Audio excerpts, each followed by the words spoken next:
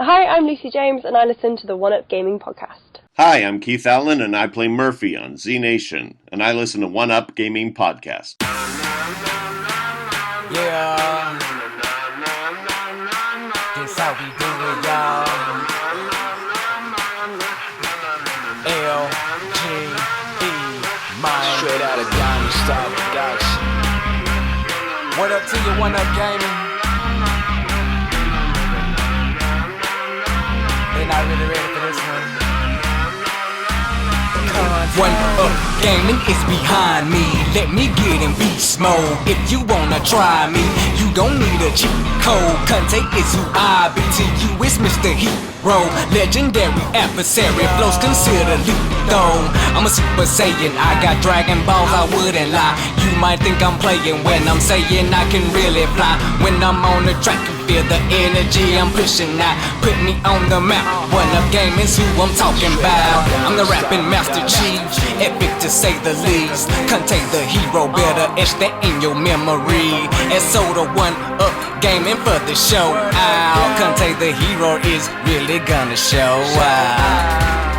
Show out. Contain. And so the One Up. And so the One Up. Dope bitch you ever heard.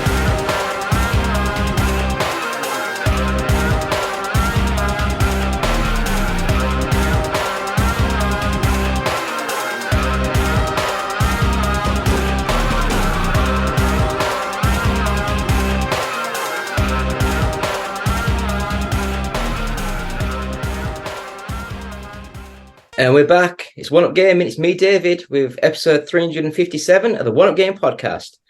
This week we have a guest, so please introduce yourself. Hi, I'm Meg Richards. I'm one of the reporters on One Up. I'm from Wales, and I play lots of role-playing games and action-adventure stealth games. Are you are you a typical? I hate saying things like this, but are you a typical female gamer and you love Pokemon? Not really. I have a friend who, my one friend is one of the people who she loves farm sims and she likes stuff like Pokemon. She likes gentler games, and then she's like, and now we're going to turn to Meg, who plays games that quote sick beats to smash things to. Because she was specifically referencing Hades at that point, because I loved the soundtrack so much I bought it on CD. You don't really buy CDs now. I mean, I've actually bought the brand new Blur album, and I've realised that the only thing I've got left that can play CD is my Xbox. Ooh. I have a CD player there that's like that can convert, like I can play CDs on my laptop, and I've got a subwoofer downstairs. So I quite often will buy a CD instead. I also have an iPod. When I say an iPod, I mean like the old ass iPod classics. Does it have the spin wheel?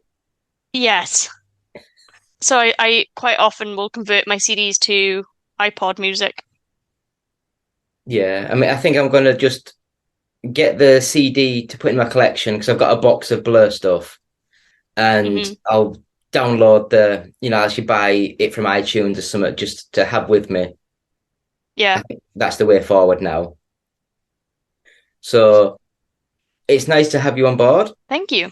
Nice and to be here. Hopefully we'll have your first feature up on the website soon. So I will just say before we get started, Joe Dowling, he's helps run the Four Quarters Arcade Bars. He's got a new book out called The Outrunners. So please buy that and just send him our love. Just say that you've heard it from us. Yeah. He sent me a copy of it. It's on my laptop. I've still not even opened it yet. I will have to ask my local bookshop if they got a copy. I'm sure I'll happily. I read anything. Yeah, I think he said it's set in like 1984 in a parallel universe, basically with featuring a lot of arcade games. So Okay. it sounded pretty cool. We had him on the 350th podcast. Yeah, we had a quick chat with him. So that was pretty cool. So please check out the One Up Gaming website, just oneupgaming.co.uk. We're sponsored by Games Inspired Music. It's an album. There's 26 pieces of music on it, and you can stream it or buy it, and 20% of each sale will go to the Child's Play charity.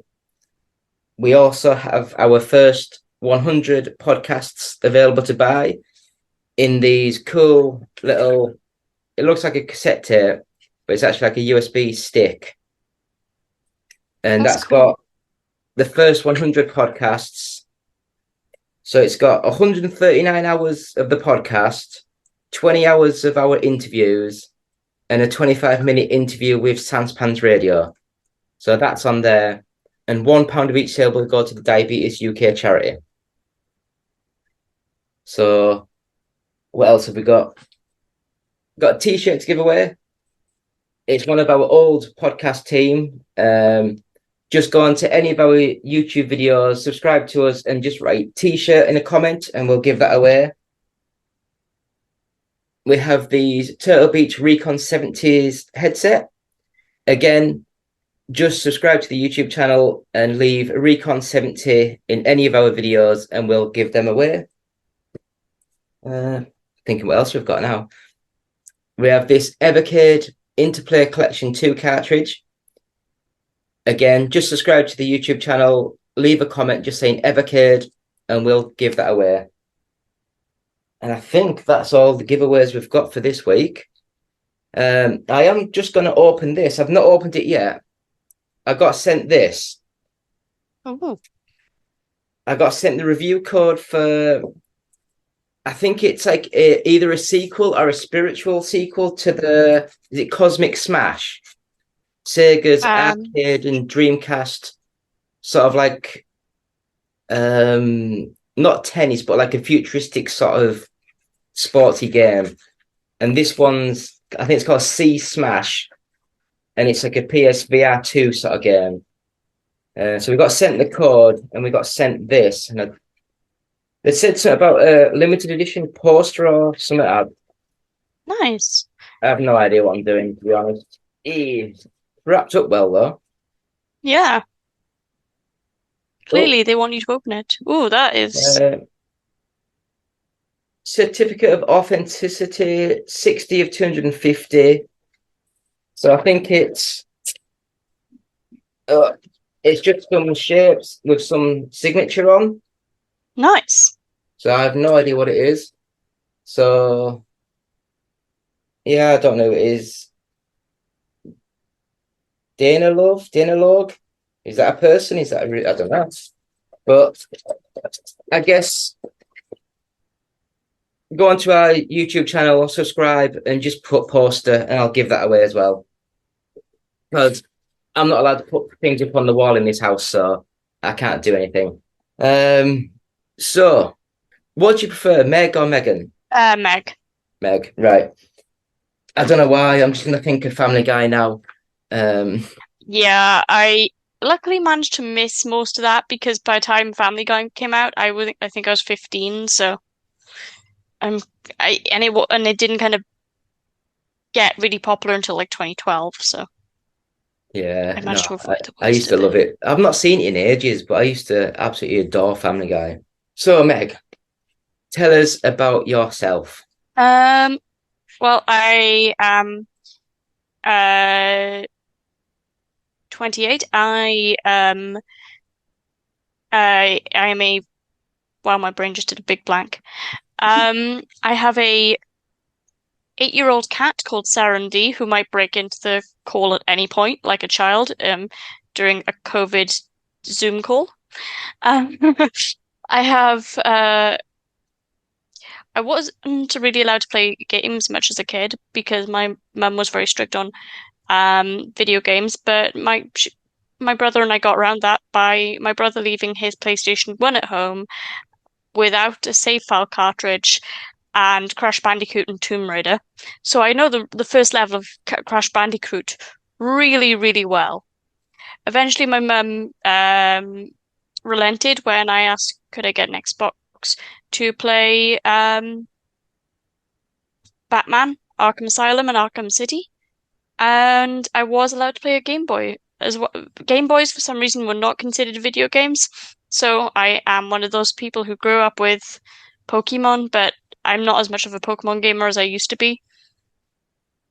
But no, my true love, and what I would consider one of my first, like, popular game, like, not popular game, one of the first games I played was Batman Arkham. And since then, I basically fell in love with the stealth game genre and the role-playing genre. So I went from Batman Arkham City to nope, my brain did not. Trying to think what game. I definitely remember playing the Captain America game, which is a deep cut game because it's the Captain America game that was like properly commissioned by the MCU and is one of like the 4 MCU games you can play. Is that And it's the only one, the Sega ones? I think so. And it's the only one that everyone collectively agrees isn't awful. Do you know, I actually think that the Iron Man game wasn't bad. Fair. You know, I know Thor the was Hulk one is the one. horrendous, Yeah. and I And can't the remember Hulk what the one is other the one one was bad. Hulk. But yeah, Hulk. it was. Yeah. No, Captain America is pretty good and it holds up because it actually fits in. It holds up if you don't think about the fact that every single villain in that game is now a different person in the MCU. Like it's got Baron Zemo in it, but you could potentially argue that the Baron Zemo in the show is a descendant of the Baron Zemo in the game. It's weird. It has Armin Zola in it as a computer before the Winter Soldier even came out. It's a weird game. Um, I I do like my comic book games. I just remembered what game going the other comic book games. So from uh the Batman games, I then went to the Lego games. I played most of the Lego Batman series. I have been replaying them recently with my next door neighbor's son. He is a far better gamer than me. I just reckon it's because he just grew up with his stuff, unlike me. And it's he's the one person I know who he feeds my cat on certain weekends, and I got a text off him the other day that went along the lines of, "I have defeated the all of level 1 of Cuphead on my own." I was like, "Wow, okay, kid's good." I have recently finished my master's degree in video game journalism, and yeah, sorry if this is I usually write notes. And that was good because I actually got to interview a lot of as well as video games, I also play a lot of tabletop role-playing games, such as D&D. I've got a huge chest of dice over there. But one of my crowning achievements was I got to interview the writer of Monster of the Week, which is my favorite. It's very easy to pick up and learn. So I've been running a Monster of the Week game, I'd say every 2 weeks for the last 5 years. Every Sunday. I am a gamer who will literally try anything.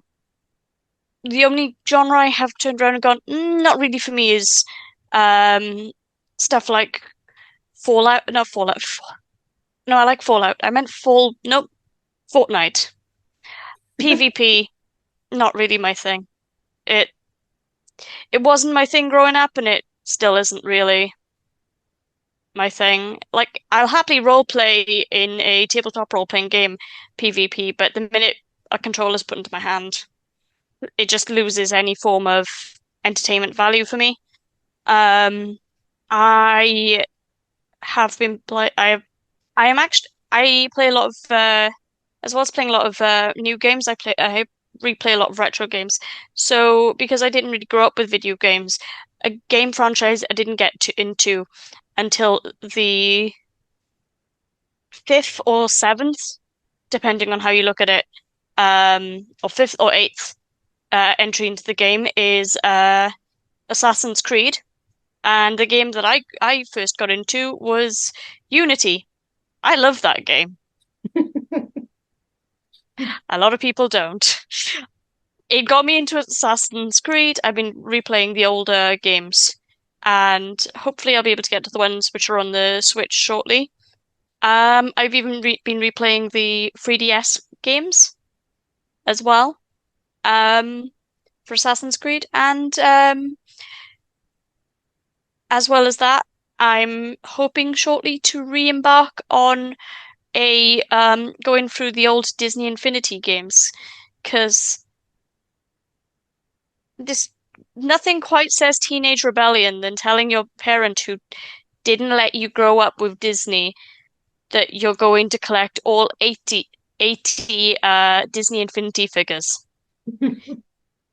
Yeah, I have all 80 of them. Even a Peter Pan one, which I'm not gonna say how I got it. I got a hold of it though. Um, yeah, and that actually will come up in a one of the two games I have been playing this month.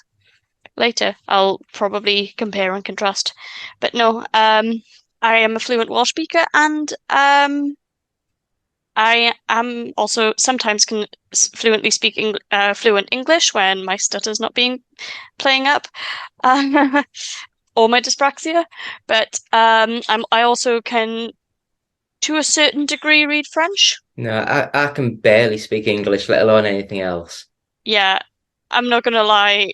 Being able to speak other languages, one of my other friends is bilingual as well, and she's like, people think that you're really smart when you can speak in a different languages. No, you just have multiple languages to be stupid in. Yeah. Yeah. Right. So you say you've done your masters? Yeah, I'm graduating in 2 weeks. 2 weeks tomorrow, or maybe it's either 2 weeks or 3 weeks tomorrow. These are the things you maybe should know. Yeah, I'll tell you now. 27th, so 3 weeks to Yes, yeah. 3 weeks tomorrow. Yeah. So And I then mean, oh, you and go. then my mum and then afterwards my mum is taking me and my niece, because my niece, it's her granddaughter and can get away with murder. My mother's taking me and my niece to Disney.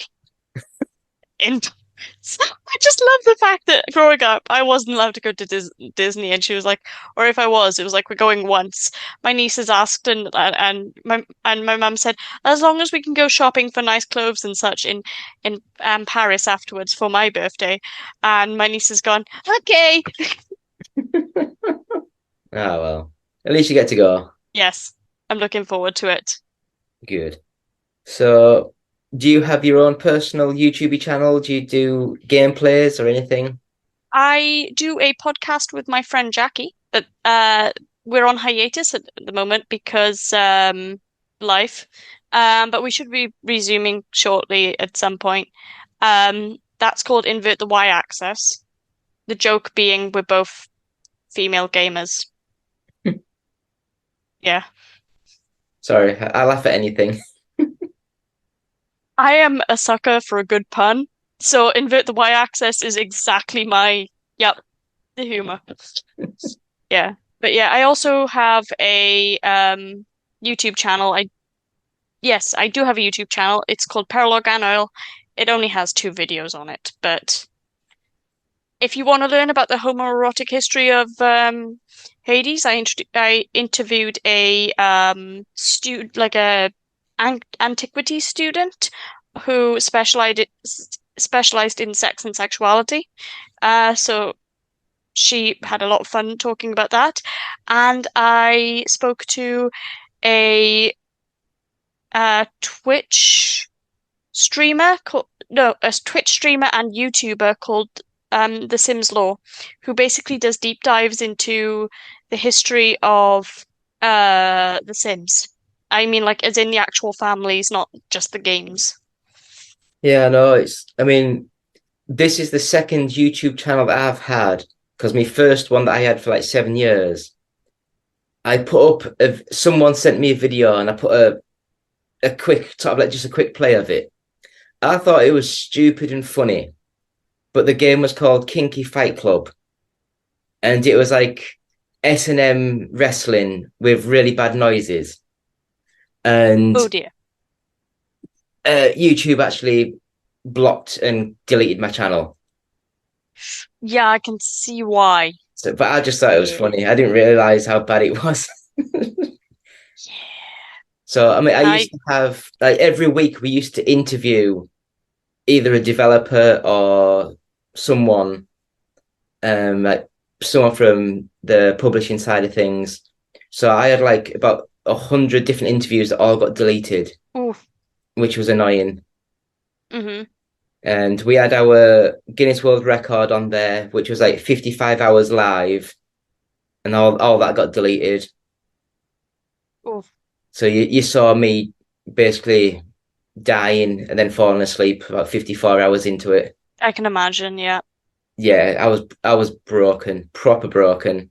So I think we'll end that there, and we'll have a quick break, and we'll come back with the games we've been playing this week. So back in a couple of seconds. Hi, my name is Justin. I'm the developer of Per Rocket, an iOS space game with cats. And I listen to the One Up Gaming podcast. You can find a link to download my game at facebook.com/perrocket. Hello, Andy. This is Colin. I won't be able to get in tonight. I'm sweating like a pig. And we're back. Still David. Still episode 357 with Meg. Hi. So we're going to just go into what we've been playing this week. So take it away. What have you been playing? I have been playing 2 different games. Ooh. First game I've been playing is the demo for... Okay, this is a long title. Shadow Gambit: The Cursed Crew. It's simultaneously like nothing I have ever played before, but also one of the 2 closest things I have seen to a tactical Pirates of the Caribbean. Well, no, just a Pirates of the Caribbean game. It's tactical game, but all of the characters have powers like they are in the Dishonored franchise. And I'm not a big fan of I'm not a big fan of stuff like XCOM and things, but this actually did suck me in. It's more like a puzzle box, and sometimes you can have... I'm currently at a sequence where I have 2 characters, and they've got objectives across the map, and sometimes you can have the 2 characters doing 2 different objectives at the same time, or almost the same time, or you can have them working together to resolve an objective. That's quite fun. It's got a good... It's like honestly, it's more like puzzle box than any thing I've played before. I really like the characters. They're all very, very quirky. I particularly like the ship. The ship is funny.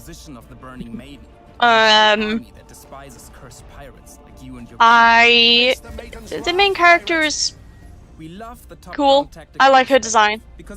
That might be because a lot of her powers are purple, and it's a very interesting. It's a very interesting game.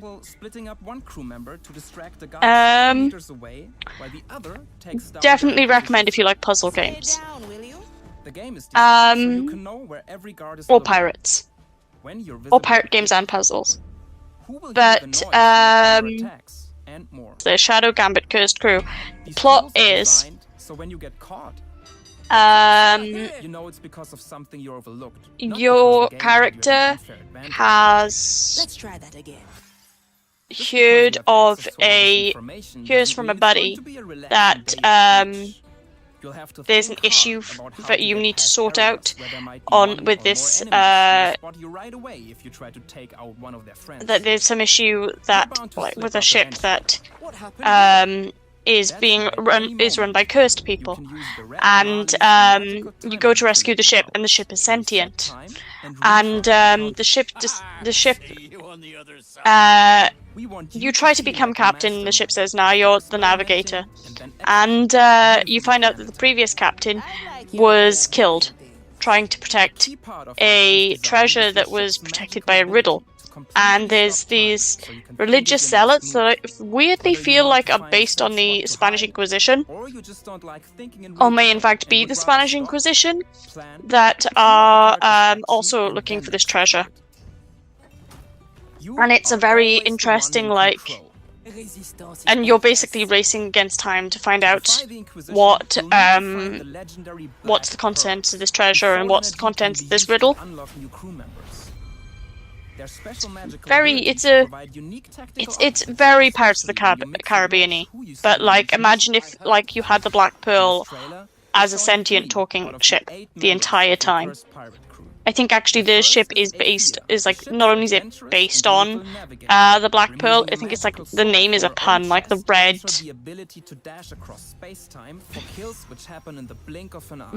the red Maggie or something. Hang on, I'm gonna look it up. Is the jokester, an infiltrator of the crew. He carries an anchor, which allows him to open a portal to the Shadow Seas. Red Marley. You're close. Yeah, and it's quite cool. I actually really like the ship. It's honestly, the ship might be my favorite character in the game. And the other funny character in it is the chef. His name is Toya. He is incredibly funny. I have yet to unlock any of the other characters, so maybe by next time we speak, or in my review, I will probably be like, nah, my favorite character is actually in fact this character who I haven't unlocked yet, and I've been playing them for 30 hours, who knows. They're all pretty cool. I like them a lot. No. The other game I've been playing is, technically it's been released, and it's been released for a while, but it's also not out yet. And it's slowly being, it's almost like a Disney Dreamlight Valley. It's got a beta release, that they're slowly doing more updates for the game as for the actual launch, which is going to be later this year. But I have been playing it since October of last year, and they finally released the final story plot, the story update, and it's really, really good. And it tackles mental health in a very, very good way, and I would really recommend. I would recommend the game. If you're somebody who does get really affected by mental health things, which is completely understandable, I would maybe hold off on the final update. It's called The Forgotten. It's a really good game. What the plot of the game is, you fall asleep and you wake up in this land called Disney Dreamlight Valley, and there was a calamity years ago, and you're the first new person to turn up, and you're one of the only people who can fix the valley, and you slowly bring new characters in. The latest update had the fairy godmother. It has Scrooge McDuck, but it doesn't have Huey, Dewey, and Louie, which is annoying. You need them three. Yeah, they're like, I've been rewatching DuckTales, the 2017 version, and it's like, every time I've been watching DuckTales and I'm playing Disney Dreamlight Valley, I'm like, they could bring so much to this game. Was the 2017 DuckTales any good? Yeah, I used to watch the original when I was a kid. It has so many shout-outs to the original. It makes Webby an actual tolerable character. It has David Tennant as Scrooge, so a lot of times it can kind of feel a bit like, oh, this is just a continuation of the old Doctor Who's and stuff. Like, Magica is voiced by, famously, David Tennant's English best friend, which is Catherine Tate. And she is funny. She is one of the best things in this, DuckTales 2017. Yeah. I would recommend DuckTales 2017 to anyone, especially if you need something that has a plot that's continuous but isn't heavy. And it's a really good, and it's a show where fun and making things meaningful and the plot never compromises the fun, and the fun never compromises the plot, and they're both seen in equal value. It's quite nice. No, Disney Dreamlight Valley. Also, the reason I've been playing it this week is because the Star Path, as well as the final update, like the most recent Star Path, released. I am going to admit, they've made some changes. I'm not a fan. So, a lot of the changes I imagine are so that people can use their like little they're trying to slowly introduce a paying. I can't think of the word. Like a paid for currency where you can give real money to buy things in game. But the problem with that is it's not. And like one of the ways you can earn currency is by playing the Star Paths. I have to admit, I am not really a big fan of this latest Star Path. Whereas before, like the final thing you do on the Star Path, on like the Star Path is like you were given tasks and you earn a specific like currency thing, and then you can trade them for moonstones, which is the in-game paid for currency, or you can trade them for items. And the tasks this time round were all. They were clearly trying to spread out how long the Star Path takes to do, because a lot of the tasks were like, oh, you need to have a discussion with X character 3 times. You can only have a discussion with the character once a day. And it's like, I wouldn't mind if there was more of a challenge rating, and stuff that actually challenged me in game, rather than being like, oh, you can only do X once a day. Because it's like you're just logging in then just to do that one thing, and it doesn't seem like there's nothing to really sink your teeth into. But is that taking that idea from like the Animal Crossing sort of games where you just like log in, do one thing, but they want you coming back every day?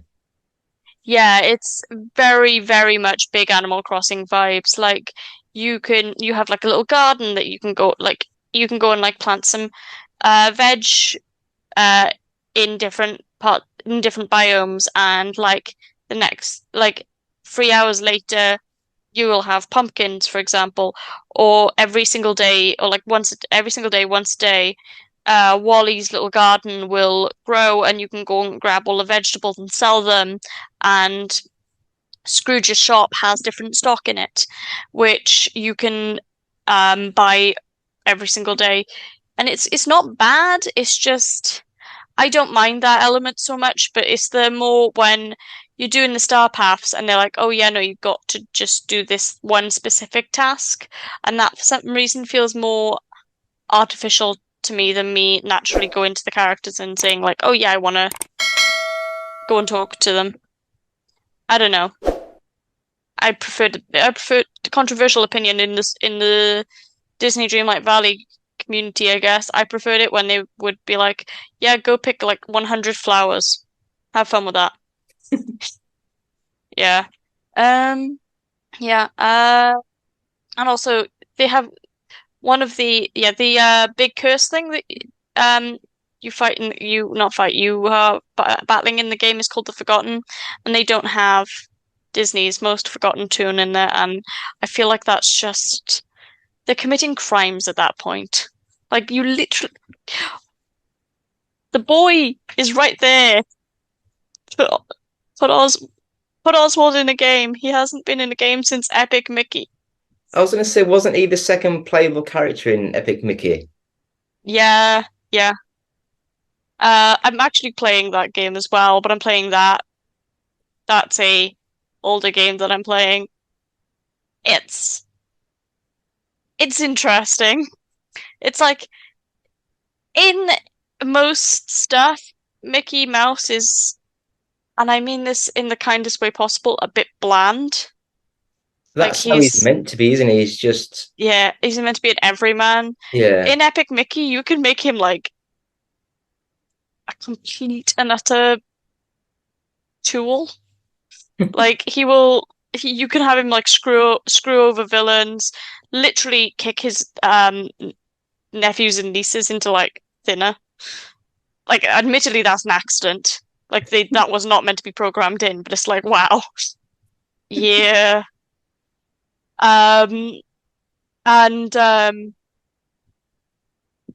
What's fun about that game is just Mickey's just kind of bland and it kind of thing.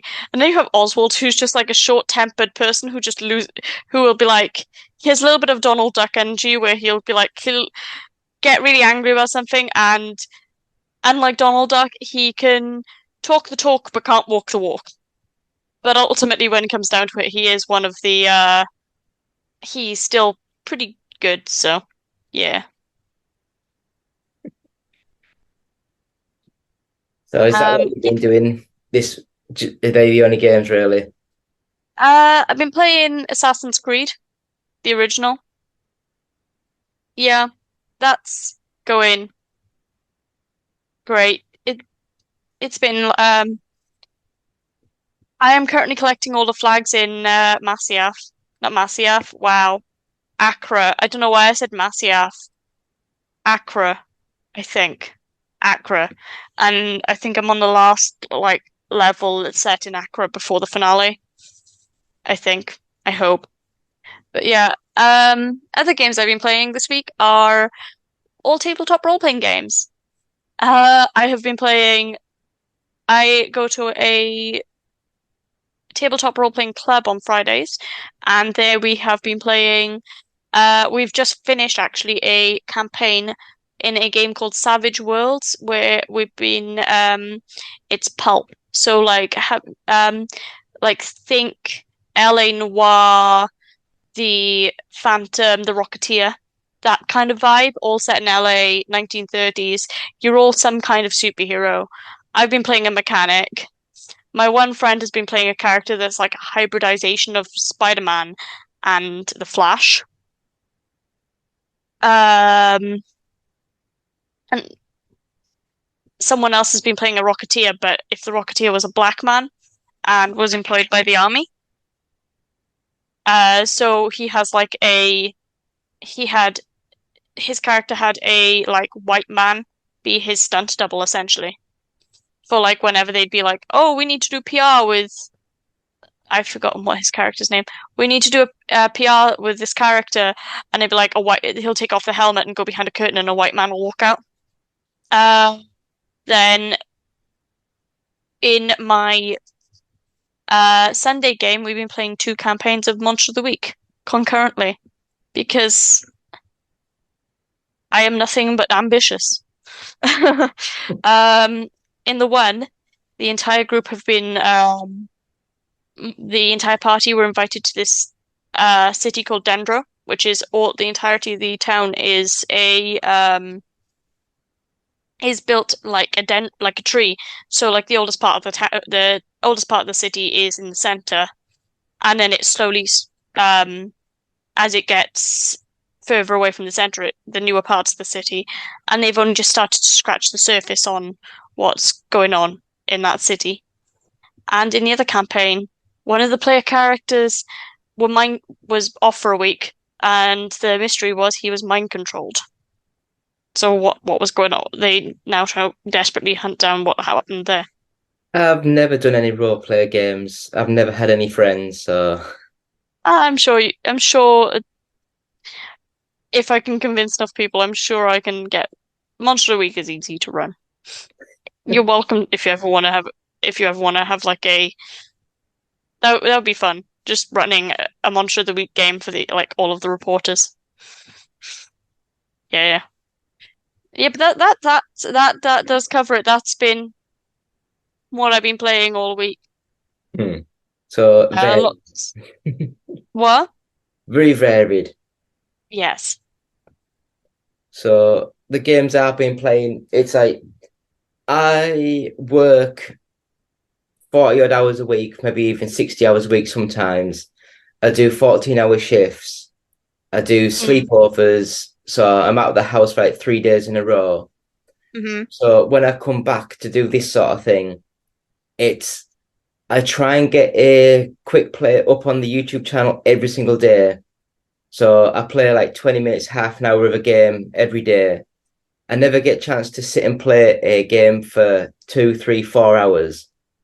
So I like quick starting action, combat, racing, fighting, those sort of games, something that you can get quickly into the actual game. Yeah. I do like the occasional full story sort of game, ones where you don't actually do much gameplay, but it's like, was it Azura's Wrath on the 360? It was like a anime sort of cartoon. Yeah. It kept it every 20 minutes it cut off with a previously on, and then it cut to trail like adverts and stuff, and it come back onto and now the continuing stuff. It was really well done, and you could play 20 minutes at a time and just save it. But the reason why my games I play are just so random is I just download whatever I can on the Xbox or on the PlayStation and just play a random game at a time. So I've got like my weekly stuff here. So I've got the first game was Amnesia, The Bunker. Ooh, I've interviewed them, The Bunker. And the people. It's you can tell it's a budget game. You know what I mean? It's got the feel and the movement of like an Unreal Engine basic game. They've got a bit of fog and the grain effect to make it look like set in like the 1940s or whatever, like the old grainy effect. Yeah. Quite enjoyed what I was playing. But it got to, like I say, about half an hour into the game and it got more into the puzzle side of things. And I just didn't have the time to sit there and go through the bits and bobs. But what I played, I quite enjoyed. I like the dark atmosphere, like the graphics look nice. It was just a nice, slow, drip-fed sort of game as you were getting into it. Sorry, I got distracted. Did you say Amnesia and the Bunker, or Amnesia the Bunker? Because that's a completely different game to what I thought it was. Yeah, it's Amnesia the Bunker. Oh yeah, no, I have not spoken to those people. I thought you were speaking about a different game. I was thinking, and as you were describing it, I was going, "This isn't the game I know." Nah, it's just like from the horror franchise. Like I think they just make Amnesia. Yeah. So it's all right. I mean, I guess it was on the Xbox Game Pass, so I just downloaded it and played it on there. There was Super Mega Baseball 4, which is an EA Sports baseball game with super deformed, cartoony graphics. It was quite all right. I think I preferred this game more than the Sony's MLB The Show. And everyone reads how good that game is. Mhm. But it was just a fun arcade-ified baseball game. I don't know about you guys in Wales, but in England, I know nothing about baseball. It's rounders, isn't it? Basically, yeah. Yeah. I don't know. We're probably gonna get like hate for this, and I'm like, I'm sorry, we're British. I remember, it must have been about 5-6 years ago, I was talking on one of these, and I said that I didn't get Zelda, and I just didn't like the series. And I had one person email me, literally crying that how dare I say things like that. I thought, well, it's my opinion, it's, you know. But yeah, I invited him to come on to the show, and he said no, because I just ridicule him. I wouldn't, I'm a nice guy, sometimes. Yeah, no. I mean, I like Zelda, but like, I also understand that people have different opinions, and that's valid. I mean, the newer ones, the two new ones on the Switch, I've enjoyed them. Yeah. The older ones, the top-down ones, I never got into, and the original 2 3D ones, the Ocarina of Time and the Majora's Mask. Majora's Mask. I played them for a couple of hours, and I just didn't fully get into it. I could see the appeal, especially when they first came out in 98, 99 time. I could see that they would have been groundbreaking. But now, with the control scheme and the N64 pad, it's just a bit pedantic to get into the controls now. It's like GoldenEye, the controls on that are horrendous now. Yeah, I have Ocarina of Time. I've never finished it. I have it for the 3DS. My problem is I probably need to get a new DS because I probably need to get the huge ones because the XLs, because my problem is my eyesight's getting slowly worse. I don't notice it that much until I'm playing Ocarina of Time. Like, wow, I used to game on this like little thing. Oh my god. And I guess the text to be that small. Yeah, it's difficult. So, talking about role-playing games, I've had a quick go at Rune Factory 4 Special. Okay. Which I'd never heard of ever, but I downloaded it. I think it was originally like a PS2 era sort of game. And they've done a HD remake, a HD like re-jizz of it. And you start off with Amnesia, which is like just about every JRPG that I've ever played. You start with Amnesia. And there's a talking dragon who's a queen, which is really random that you're talking to. She allows you to stay in the castle. And then you do a couple of little questy things. And then you get given a garden to tend to, so it ends up being like a little gardening simulator to grow plants, do things, and it was quite good. I enjoyed what I played, but it's one of those games, again, I enjoy while I'm playing it, but once I get after about 40 minutes, it's like, I'm just going to delete this and never play it ever again.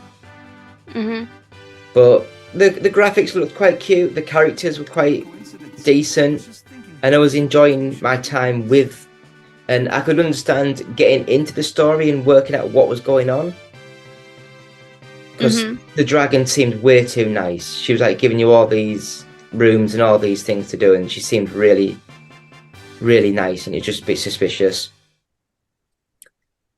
Next game that I played, a little bit more random, and it's Midnight Club Los Angeles on the 360. Okay. So this is just, again, it's the game that probably put Rockstar on the map. It used the exact same engine as it used the Rage engine, so what was originally made for Grand Theft Auto.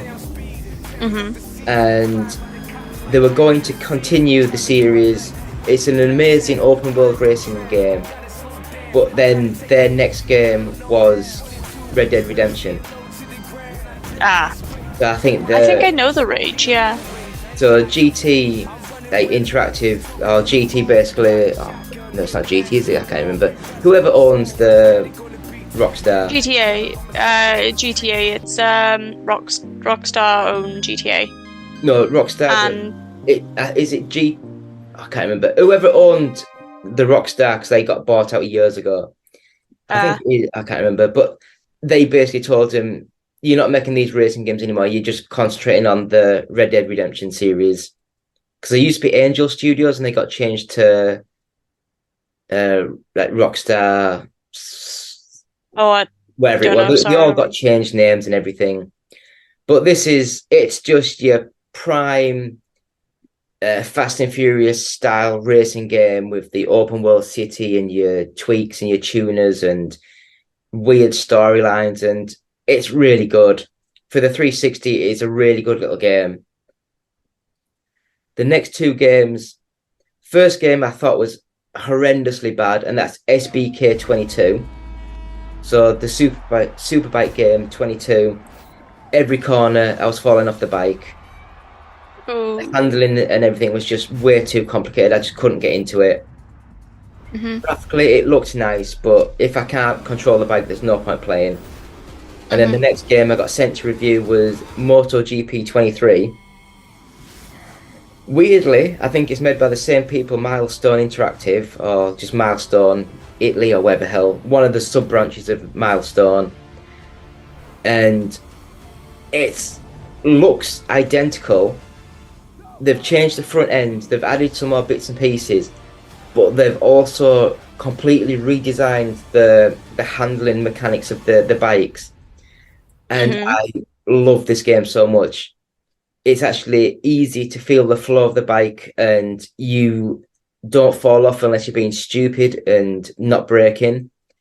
But I really do. If anyone sees this game, buy it. If you're into motorbikes, it's a really good little game. I'm not sure how much it was. I'd have guessed 50 quid, that sort of price. But then again, I got sent the last Call of Duty game, and I did a Google just like how much is the Call of Duty whatever edition. Is it £100? That's ridiculous. And I'm like, no wonder I don't buy games. It's just, I can't justify £100 for a game. Yeah, like I think I bought the newest Zelda game at the start of last month. I haven't actually played it yet.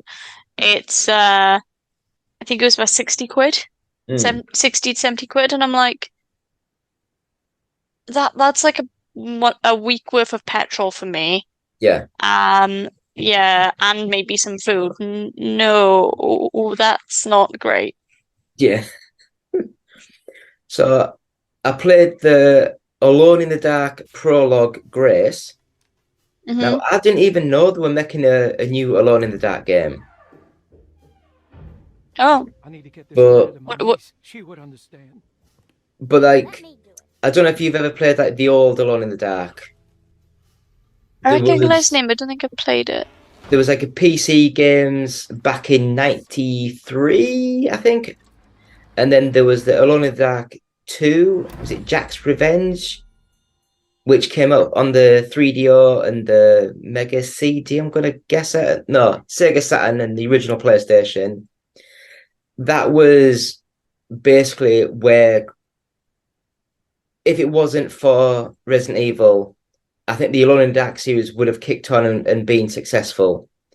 But Resident Evil took the formula of 3D characters on a 2D background and just made it a lot more bigger budget and just crushed Alone in the Dark.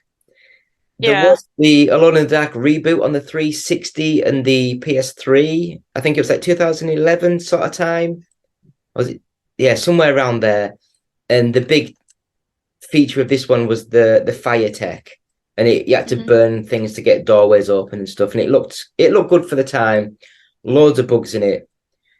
But this one, I know it's only like a demo to get you into the actual game, and it looked nice, but it's one of the sort of horror sort of games that are just everywhere now, where it's like a third person behind the character view. It's all puzzle orientated.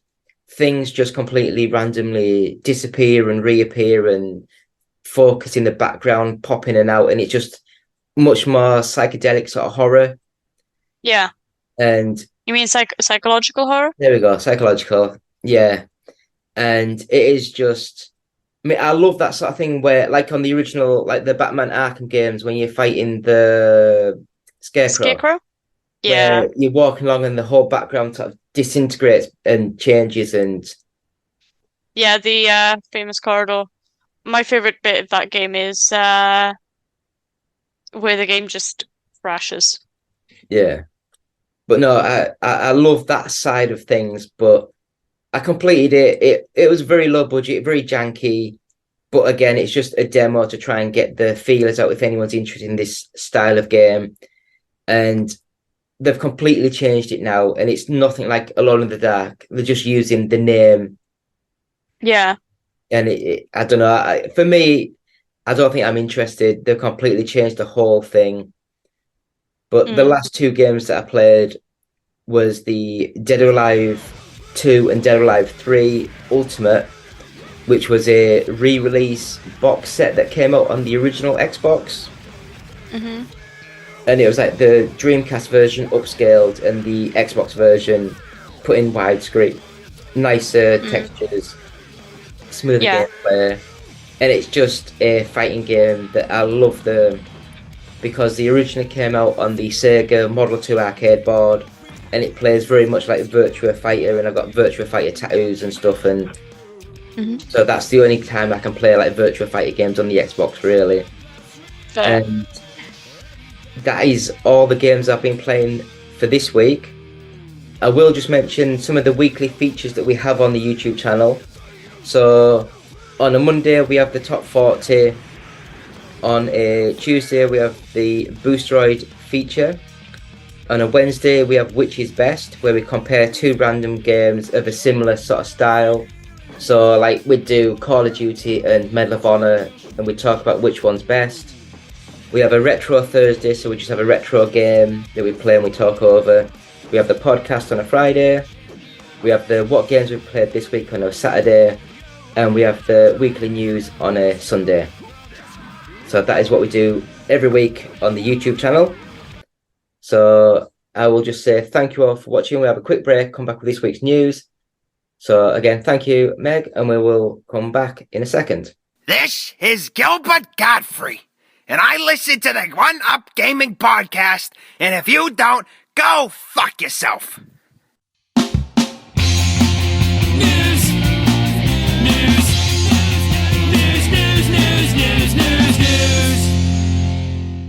Still One Up Gaming, still me, David, still episode 357, and we've still got Meg with us. Yay. So we're just going to go through this week's news. I normally record I've got like my little tablet and I record the screen on this while I talk over it. So I guess I'll talk about the news with you and you can comment on the stuff. Yeah. So the first bit of news that we have is the Biker Grove is getting a reboot, and it's also going to have Ant and Dec feature. I know you're a lot younger than me. When I was a kid, Biker Grove was massive, like proper massive. I don't know if you've seen it or heard of it. Sorry, I haven't.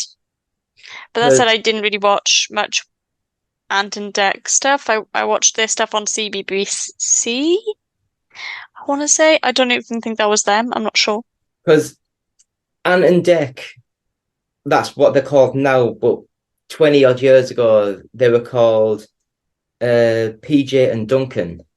Because that's where they had like 90s hits, like music. They were actually singers. And they also starred, I think they were like 15 or 16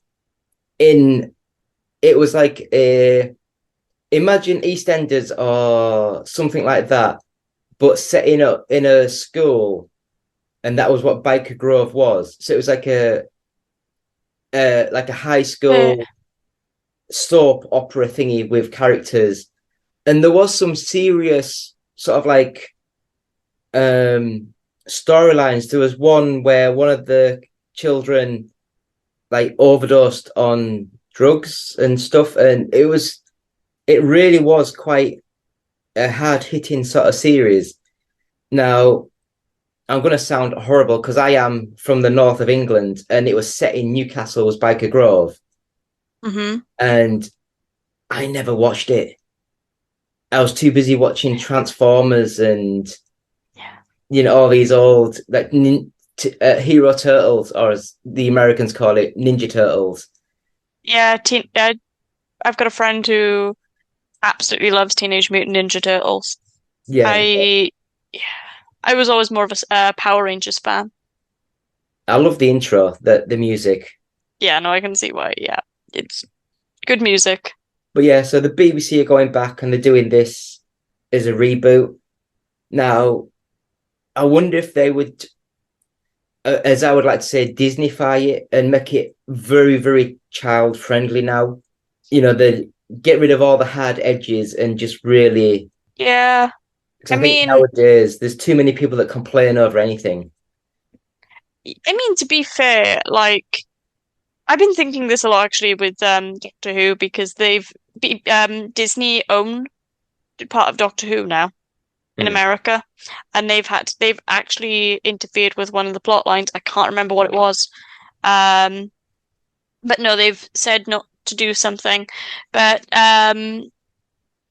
yeah, no, I can imagine if it was just straight BBC, I imagine they wouldn't not. Sorry. I imagine they wouldn't change things too much, but if it's something they're doing in conjunction with Disney, I imagine they could potentially make it more appealing to an international audience, is the polite way of putting it. So by which our politics in the UK is so much more. We're much more prepared to say what something is than people are in America, but that is because we're very lucky we have a multi-party system, and ergo we can be a bit more like, that sounds a bit dodgy. So next bit of news, The Walking Dead Rick and Michonne spin-off. They've confirmed it, and it's got a new title and logo, which, reading that news, it sounds as though it's gonna be called The Walking Dead something, but looking at this news story, it is just called The Walking Dead Rick and Michonne. So it's like, all right, so they've just officially announced that is what it's called. Oh, well, yeah. I never watched The Walking Dead. I've watched one scene because it had a song I liked in it. I love The Walking Dead. Well, I say I love The Walking Dead. I loved the first season of The Walking Dead. The second season, I think because of the writer's strike at the time, I think they just recorded what they could and didn't change anything, and it was just a disaster of a season. And then the third season was really good. And then after that, it's not been great. It's had the good episode here and there. But because I was already 5 years into it at that time, I thought, I might as well just watch it now. And I've just managed to finish the season now, because it finished last year, I think. And I've just watched them on TV, and I was actually I liked how they ended it. It was a nice ending. But now they've got 4 or 5 spin-off series coming with 4 or 5 of the main characters. They're all doing their own spin-off show. So I guess we'll have to wait and see how some of these come about. But I do think that The Walking Dead, I don't know if it was because of the pandemic, but the second from last season basically got cut because I couldn't finish the actual FX sort of because they weren't allowed to go into the office to finish the actual editing of the actual thing. And I just think that because of what happened, there was a year's delay, and then when they came back, they didn't do a new season. They just added 6 or 8 episodes to the end of that season. And because of the new COVID rules, it focused on individual characters because they were allowed to have loads of people together. Yeah. So it was like individual stories going back in time to explain people's how they got to where they were. But it was just like long-winded stories that no one needed to know. Fair. No, I can imagine that must be difficult for stuff like Walking Dead, yeah. And then when they got into the new season, it was just rushed to get to the end of the season because they were going to have 3 movies at the cinemas featuring like Rick and Michonne because they went out of the Walking Dead at the end of season 9, I think it was. And then they were going to come back with a movie and then a season, then a movie and a season, and then finish it with another movie. But then the pandemic happened and the movies never happened. And it's just weirdly sort of like just pushed together to try and get it all finished. So, but the last 5 or 6 episodes, it really was quite gripping and quite good how it actually followed and flowed.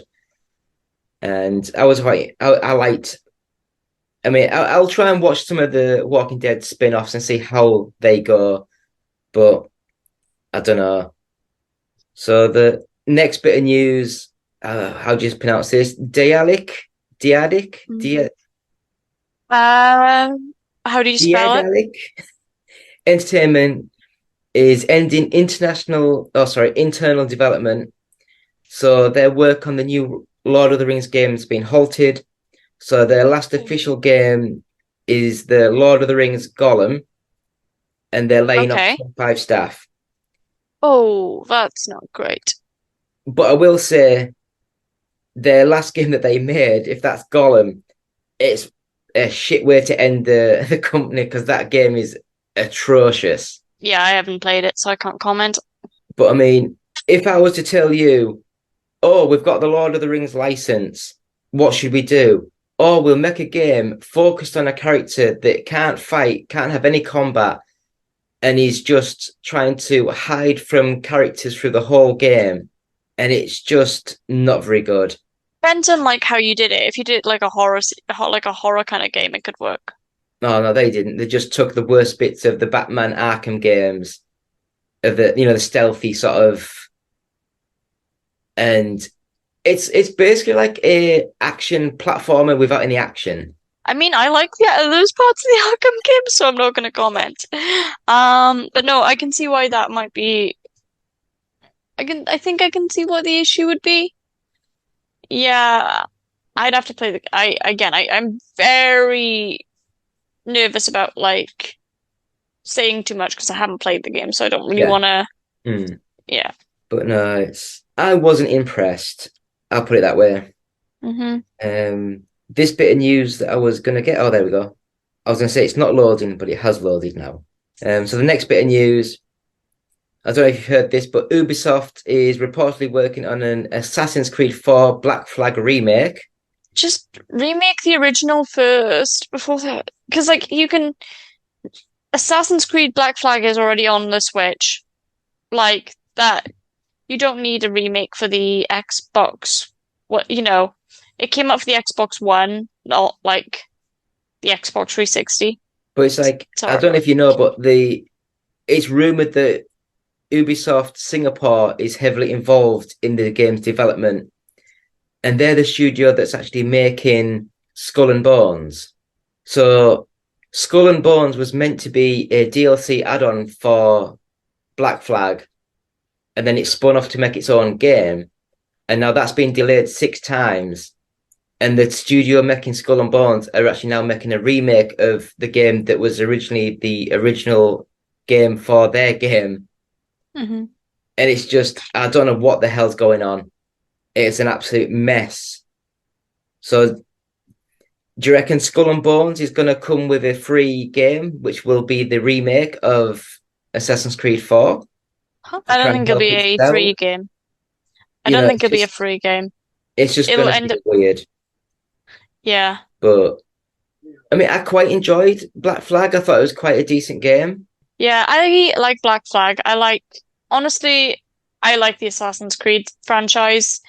Skull and Bones, I think it's gonna come out and just die. I don't mind Skull and Bones if the Skull and Bones is the pirate game, right? Yes.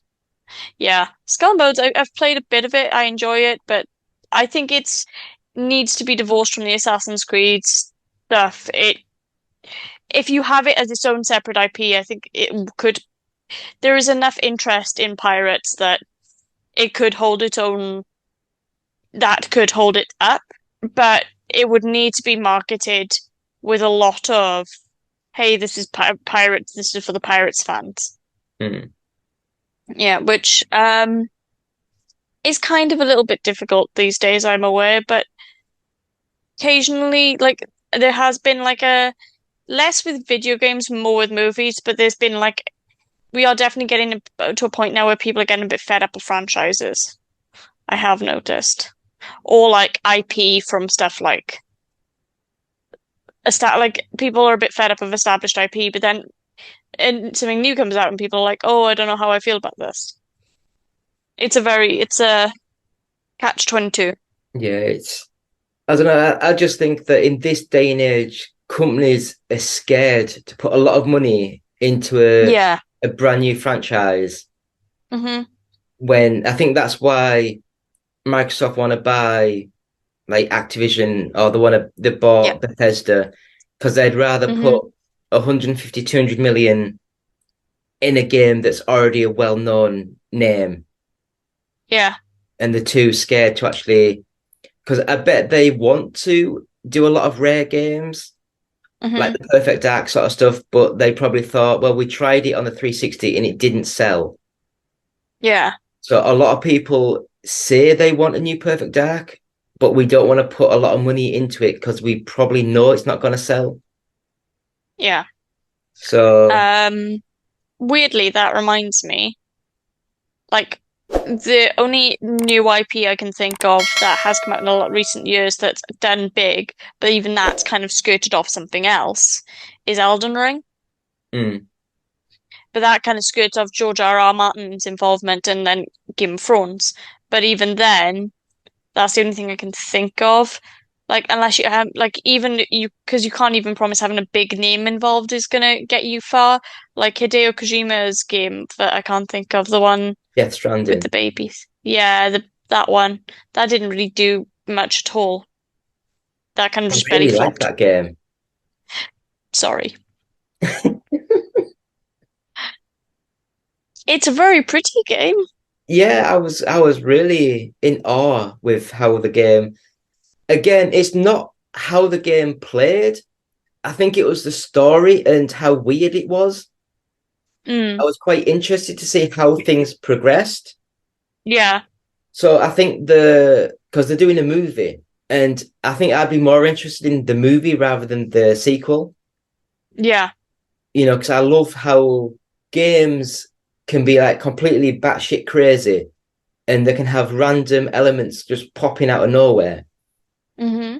But again, I'd rather watch a 2-hour movie than play like a 60-hour game. Depends on the franchise. I have to admit, I watched the Uncharted movie and I watched the Assassin's Creed movie. I'd prefer to be sitting there playing Uncharted and Assassin's Creed, I'm not gonna lie. But Both then of those. I think you've picked two bad movies because the movies themselves weren't very good. Yeah. I will admit, I haven't seen it yet, but from everything I've seen from it, the Super Mario movie is the type of film that I prefer to watch over playing the game.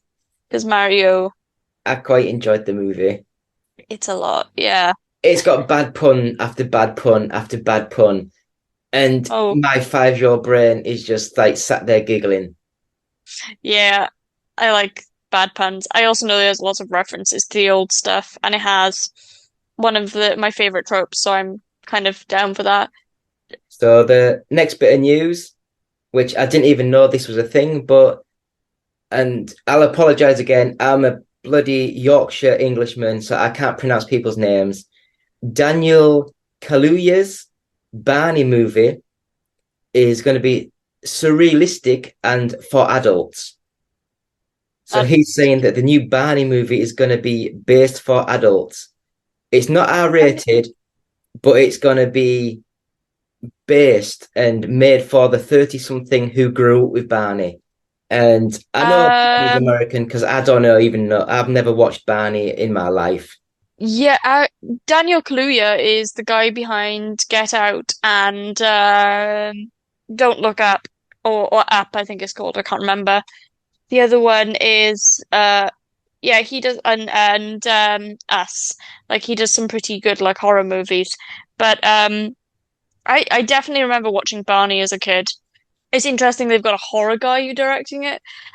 If I had a nickel for every time I don't know whether Barney is in the public domain, but if I had a nickel for every time a child's like mascot had a horror-ish movie coming out in the next year, I'd have 2 nickels, which isn't much, but it's weird this happened twice. So are they doing like a Winnie the Pooh horror movie? Yeah. Yeah. Oh, you know who's going into the public domain next year? Pinocchio? No. No. Hot dog. Mickey Mouse. No, I'm sure they'll have like loopholes and stuff where they can get him. Oh, it wouldn't surprise me if the Disney lawyers are going to be like, no, you cannot use our darling Mickeyist. But it honestly though, it wouldn't surprise me. I know that a news guy in America, he's a British guy who lives in America, and he is does this show called Last Week Tonight, and his company HBO have managed to acquire under the argument of we've had Steamboat Willie in our credits since year 1, which is true. You can watch if you've been watching the show for 10 years. He's actually in the credits. So what they've done is they've managed to like hire someone to dress up as Mickey, as Steamboat Willie Mickey, and say some fairly outrageous stuff in like. And I was only in like the 10 episodes that they aired before the writer's strike, and it was still fairly funny. Yeah, I'm sure they'll, because it's like Coca-Cola a few years ago was coming into the public domain, and the company who has Coca-Cola was like Breath. It's a B. That's who owned Coca-Cola. And they just changed the whole company to the Coca-Cola Company. So no one can use the Coca-Cola name now. Yeah. I mean, Steamboat Willie Mickey might be still under... Okay. I've got a really funny story to tell you at some point about how buck wild the rights to Mickey is. But at the moment, you can't use him as a logo, because his logo rights are protected by Disney, because he is the little like I'm not going to do the whistle because that would not translate well to audio, but like him like doing the little like driving the steamboat and dancing is the logo for Disney movies animation studios. And it plays at the start of stuff like Frozen, Tangled, Frozen 2. Like if you watch any Disney like animation, like straight from Disney, you'll see him. The Disney animation studio, not the Pixar animation. No, not Pixar. Disney's own in-house animation teams, yeah. Yeah, it's wild. Well, we'll move straight on. So I don't know if you remember, but there was the iconic Game Boy that was blown up in the Gulf War, and it was still functional. So it actually was involved in like an attack, and it got a bomb, and it's been on display in the New York sort of like public display for arts and stuff. They come out and saying that Nintendo New York City have said that this display will now be removed from their current sort of like displays. So unfortunately, you won't be able to go to the New York History Museum or wherever it was and see here and half melted Nintendo Game Boy and just seeing that it survived a bomb. So I just think that's quite funny. So have you ever seen the half-melted Game Boy? No, but I can believe how bricky those things are that it survived. It's like that and a Nokia phone would probably survive the apocalypse. Yes, I remember well, I guess back then they weren't called memes, but it was just a funny thing that on the internet where if you want to kill someone, chuck a Nokia phone at them. Yeah. And it was just a brick. Yeah, the brick. Yeah. I remember, yeah, legitimately one thing she used to do in school was like if you had a Nokia brick, you'd throw it at the wall to see if you could damage it. And then like 9 times out of 10, you couldn't. So next bit of news, Xbox Game Pass, not value destructive. Like basically PlayStation claimed that Xbox Game Pass is value destructive, but the Football Manager boss has said that they believe that it's not, because they've had the last couple of Football Manager games on the Xbox Game Pass and they've seen spikes in the concurrent users because people can just get straight in and play the game. Yeah. And they've seen more people viewing the game. Their figures have gone up from like 2 million a year up to 5 million a year, just because it's easier to get into the game and it's just there. You know, it's not. Yeah. So have you been interested or been watching all these sort of like the Xbox versus the FTC and stuff in America lately? Not really, no. What's been going on with that? Well, it's basically because Microsoft tried to buy Activision. The FTC have said that they wanted to have a public discussion in the courts as to why it might be damaging. So this is where Sony have come in and said that why they think it's damaging. But Sony have said that they don't believe exclusives are damaging.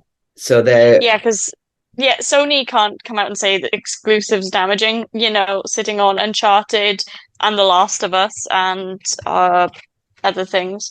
But I do understand why from what you've just said, the FTC would be getting involved, would be because in America they have a law that a company can't own, you can't have a monopoly on too many companies, like one company can't have a monopoly on too many companies, like it can't dominate out the market. And Bethesda is a big enough company that you could make an argument for gaming that it would dominate the market. So yeah, I could see why they would get involved. I'm not sure whether they're gonna win, but if it's a hearing regarding it, I'm sure it will. We'll just have to see what the judge rules. But I mean, I don't know, because like a lot of people are going on about Xbox can't make their own stuff and Sony make their own exclusives and all this. But the funny thing is, Uncharted, they weren't an exclusive company to start with. They just got bought. Yeah, Naughty Dog got bought by because they Sony, were yes. They were Universal, and then Sony bought them. No, I think they were independent. Naughty Dog was independent. Yeah, they just had a deal with Universal, and that's why Crash Bandicoot was through Universal. And then when Universal got bought by Activision, they got the license for Crash Bandicoot.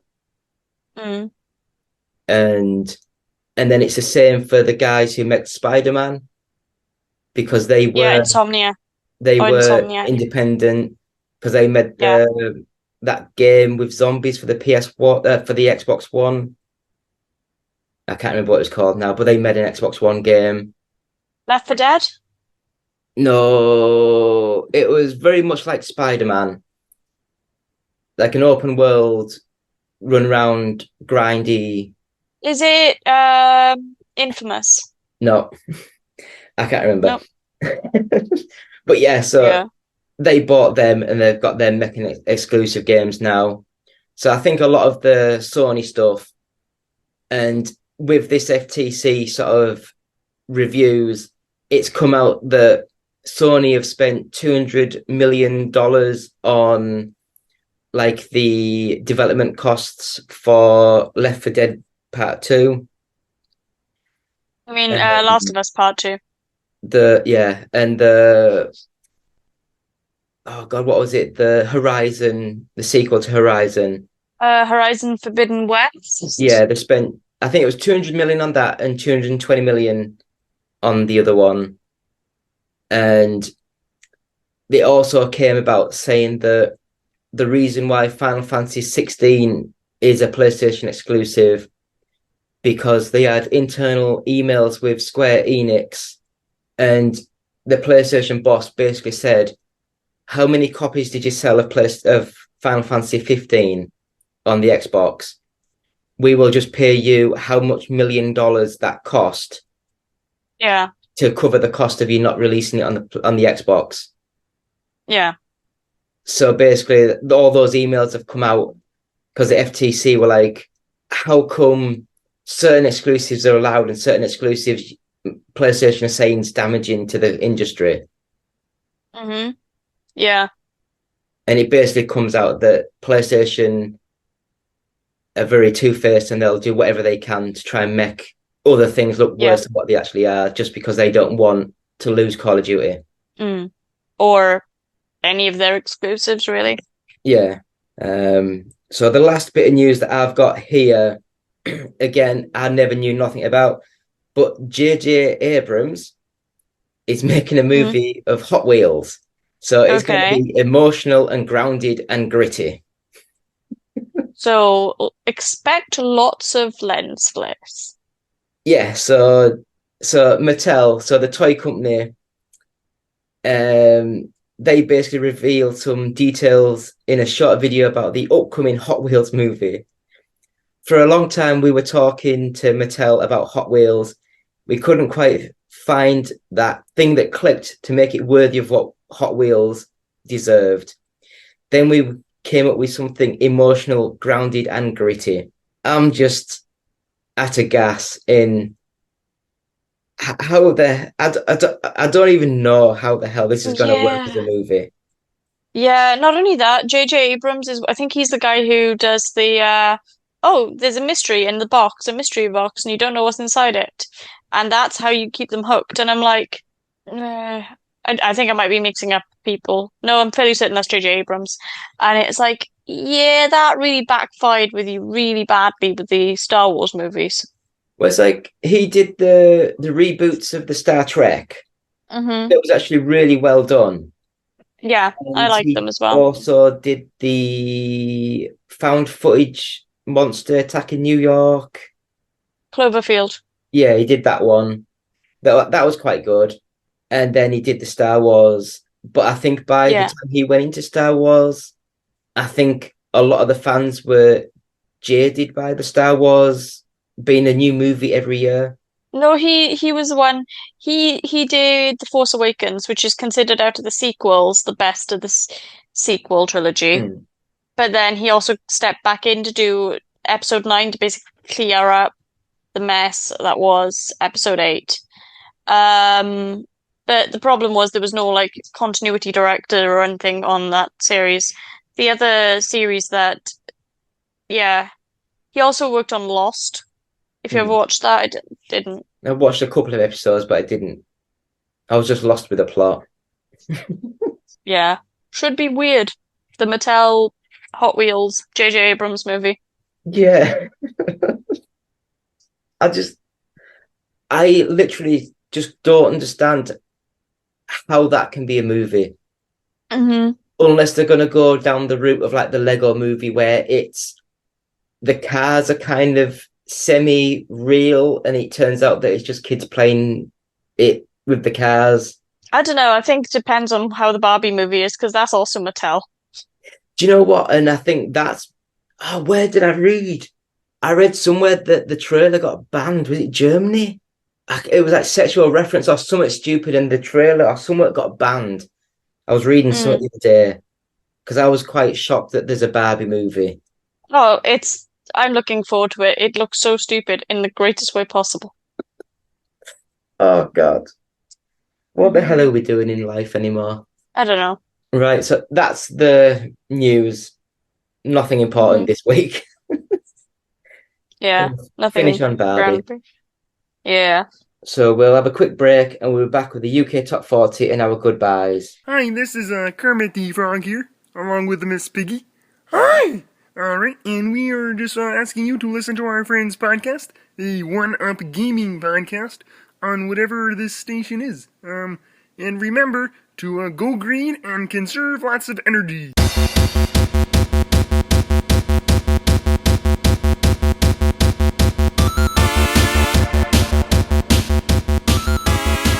And we're back after the break.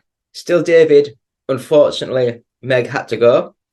But you're still stuck with me with episode 357 of the One Up Gaming Podcast. Yeah, so again, that was the news that we just did. I'm going to go quickly through this week's top 40, UK top 40 charts. So, number 40, Pokemon Legends Arceus. Number 39 is Super Smash Bros. Ultimate. 38 is Splatoon 3. Number 37, Lego Harry Potter Collection. Number 36 is Dead Island 2. And at number 35 is Red Dead Redemption 2. 34, Minecraft Legends. Number 33, Just Dance 23 Edition. Number 32 is Crash Team Rumble. 31 is Crash Bandicoot N. Sane Trilogy. Number 30 is the Resident Evil 4. I guess that's the remake. And number 29, The Legend of Zelda Breath of the Wild. 28, Mario Plus Rabbids Kingdom Battle.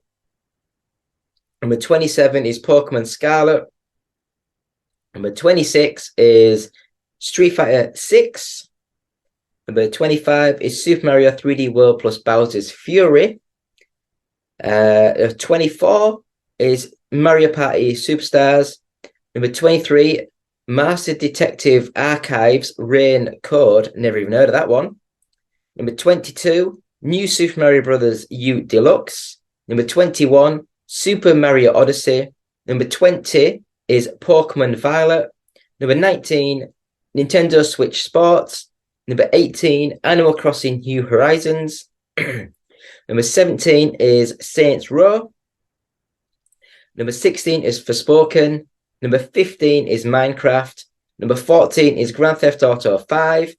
Number 13 is F1 23. Number 12 is Star Wars Jedi Survivor. Number 11 is Diablo 4. 10, Sonic Origins Plus. Number 9 is Call of Duty Modern Warfare 2. Number 8 is Hogwarts Legacy. Number 7 is Story of Seasons, A Wonderful Life. Number 6 is FIFA 23. Number 5 is Mario Kart 8 Deluxe. Number 4, we have God of War Ragnarok. Number 3, AEW Fight Forever. Number 2 is Final Fantasy 16. And at number 1 again is The Legends of Zelda Tears of the Kingdom, and that's thanks to Games Press and the GFK Entertainment Software Charts, all formats, and that is thank you for that. So thank you for watching. Me, David, One Up Gaming. Thank you so much for Meg for coming on. Hopefully we'll get some more with her, and we'll get some of her written work up on the site soon. So check out us and her and work and written stuff on our website, which is oneupgaming.co.uk. If you want to join our Patreon, it's patreon.com/OUG. If you want to buy any of these t-shirts or the baseball caps or the beanie hat or the pillow, I'm weirdly going left to right because I can't tell my left to right, then just go onto our website or just click on the YouTube channel and it's got store and it's got all of our merchandise there. Or we're also on Etsy. We're on there. So search One Up Gaming, all one word, on Etsy. So again, we're sponsored by Games Inspired Music, and 20% of each sale will go to the Child's Play charity. We have our first 100 podcasts available on like an audio cassette sort of tape, which is a USB stick in the tape, which is pretty cool. And that is £9, and there is £1 of each sale will go to the Diabetes UK charity. Anyone that wondering why I choose the Diabetes UK charity, I am diabetic.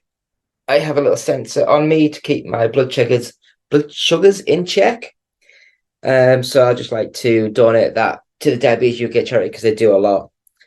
We have Amazon links on the website, so please use them if you're buying through Amazon. We're on Facebook, just search One Up Gaming, and we're on YouTube. Hopefully you're watching us. Subscribe, like, comment, bell, all that stuff. You can win the headset, so just subscribe to the YouTube channel and leave a comment of Recon70 on any video for that. A t-shirt, again, subscribe, leave a comment of t-shirt on any video. We have the Evercade, I guess it's the Interplay Collection 2, and just leave a comment of Evercade on any video and subscribe for a chance to win that. I've got this. I just got this, didn't I? Opened this out earlier on today, which I was actually quite impressed with. It's like a poster. It's like limited edition signed for C Smash VRS, which is basically like a virtual semi-sequel, spiritual sequel to Cosmic Smash from the arcade and I guess Dreamcast. Was it Dreamcast it was on? And this is a certificate of authenticity. So this is number 60 of 250 for Rapid Eye Movers Wolf and Wood, licensed by Sega for C Smash VRS. So just subscribe to the YouTube channel and put on poster on any video, and we'll send that out to a lucky winner. And that is it, my friends. If you want to watch us on Twitch, we're on twitch.tv/OUGofficial. Actually, I might have changed that now. Did I change my Twitch? Was it OUG UK? Can't remember. Try either OUG Official or OUG UK. Have a look. We're on Twitter, which is @OUG Official. And if you want to send us any emails, it's contact@oneupgaming.co.uk. If you're listening to this, please subscribe, give 5 stars or positive feedback. It really helps. And that's been me, David, with Meg. Thank you so much for coming on from the One Up Gaming team. Thank you. See you next week. Goodbye. Conte can't take my power.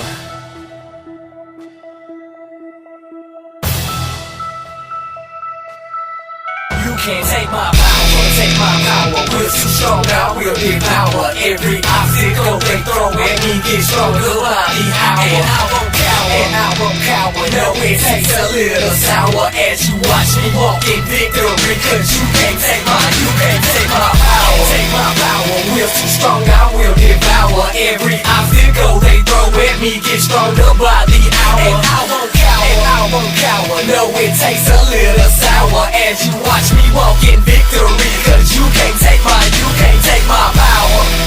Show some respect, is what you better do. I got this intellectually, and I will do away with you. This will I have protected me, has already informed me to not let your music infect me. Cause you can't take my power. Can't take my power, I'm stronger, hunger for knowledge. And you know I cannot let you hold me down, so I will take a stand. And I feel I'm the best there is around to make them understand that it's a revolution going down. By now you know the plan, and so I'm gaining fans. I'm hoping they will see that I have come to change the game. I will eventually.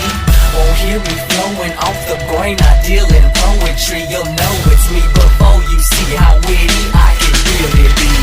Can't take my power. I know you here in the industry. Not everybody selling though. Most of us know the penalty. So I began to create hope. I'll distribute it musically, and now they all confused to see there's nothing they can do to me.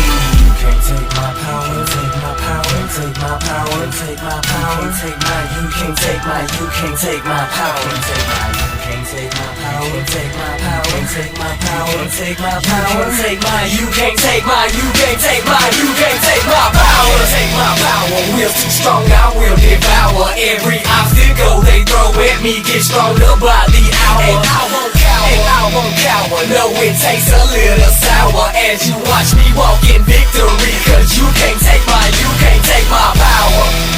Show some respect is what you better do. I got this intellectually and I will do away with you. This will I have protected me, has already informed me to not let your music infect me. Cause you can't take my, you can't take my power. Take my power, demon, with God and never leaving. Cause I'm believing if I battle you it won't be even. I might just be the reason they bringing out a legion. Now they've surrounded me, it's ready for whatever season.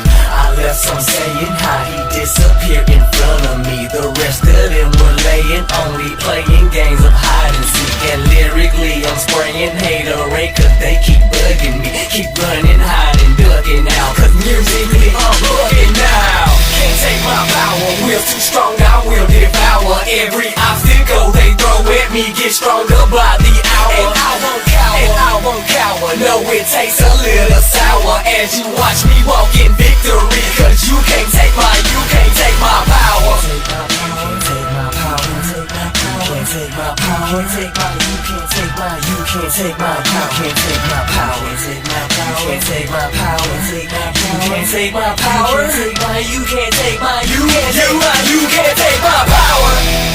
The power is yours. Don't ever let nobody take your power. I'm gonna give it to you, you keep it in your hands, you hold on to it. Don't ever let nobody else take your power. And trust me, they gon' try to take it. But you know what you do? You look me in the eye, you say you can't take my power. Yeah, that's gonna be the anthem right there. You can't take my power. I ain't gonna never be like you, homie. I'm gonna be me, individual, that's right. Get it.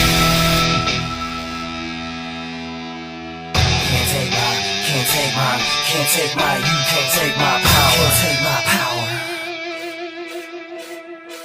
Can't take my, can't take my, can't take my, you can't take my power. Can't take it, you can't take it. Made a promise, I won't break it. The best is here, I won't fake it. And I'm not being complacent, cause I speak true innovation. I'm working for emulation. I will succeed while they waiting. Can't take my power, we're hating. Yeah, can't take my power, man. Can't take my power, man. I feel it's time to take a stand. Yeah, I'll make them understand. I'll make them understand that you can't take my, you can't take my power. You know, I'm hoping all will see. I'm hoping all will see the power I have lyrically. And I will give it all to you. I'll distribute it musically. Just stay in tune or coming soon. Give all the power to it.